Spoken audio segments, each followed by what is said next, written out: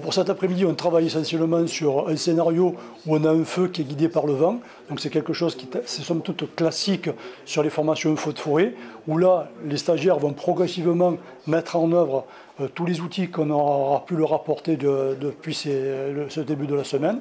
Et ensuite, pour les deux prochains jours, ils vont devoir travailler sur d'autres feux, des feux en montagne, des feux sur des plaines avec de fortes charges de combustible, pour essayer d'avoir un éventail de feux qui correspond aux régions de provenance des stagiaires. L'objectif du stage est de permettre aux officiers et aux cadres de l'ONF d'avoir un complément de formation, un complément d'information sur comment mieux lutter contre les feux de forêt.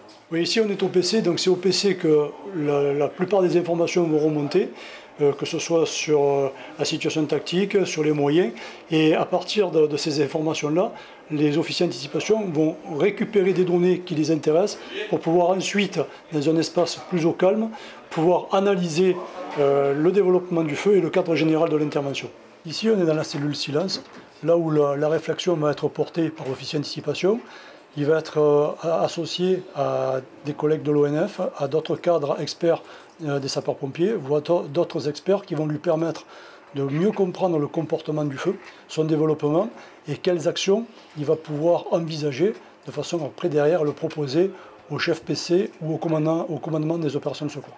Donc c'est à cet endroit au niveau du PC où après que l'officier d'anticipation ait dégagé différentes situations envisageables et le COS lui exprimer ses objectifs, par la suite donc, il va affiner son raisonnement de façon à pouvoir lui proposer au commandant des opérations de secours, lui proposer différentes idées de manœuvre et différentes tâches à accomplir de manière à pouvoir enrayer tout ou partie de la propagation du feu.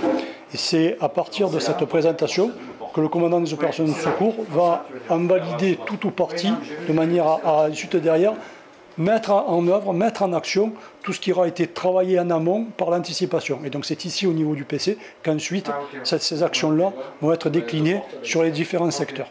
On a vu précédemment que l'officier d'anticipation proposait certaines situations au commandant des opérations de secours. Il ne s'agit pas de s'arrêter à une première situation, hein. Il faut envisager l'évolution du feu sous réserve que le feu continue à se propager. Donc l'objectif pour les stagiaires, c'est de continuer à réfléchir sur l'évolution du feu et sur avec quels moyens on va pouvoir continuer à travailler suivant le comportement du feu et suivant son développement. Oui, c'est un stage expérimental, donc c'est le premier qui est réalisé cette année. Pour l'année 2025, il y en a 4 stages qui sont proposés au calendrier. Donc les stagiaires qui sont là vont un peu essuyer les plâtres, mais ça nous permet déjà de voir, sur ces 2 premières journées, de voir les attendus, de voir ce qu'on peut leur apporter, tout l'intérêt que les stagiaires y portent. Donc ça va nous permettre, sur les 4 autres prochains stages, d'affiner les apports pédagogiques qu'on va pouvoir mener ici à Valabre. Permettre aux stagiaires d'avoir des outils de façon à ce qu'ils soient le mieux armés possible pour pouvoir réfléchir au développement du feu et quelles actions ils vont pouvoir proposer au commandant des opérations de secours. Donc tout ça, ils ont beaucoup de calculs à réaliser, des calculs de délai, des calculs de propagation de feu, des calculs de capacité d'extinction. Alors il y a déjà beaucoup d'abacs qui existent, mais eux vont devoir produire beaucoup de raisonnements pour justement être le plus précis possible pour que le commandant des opérations de secours ait des attendus objectifs de manière à pouvoir prendre les bonnes décisions.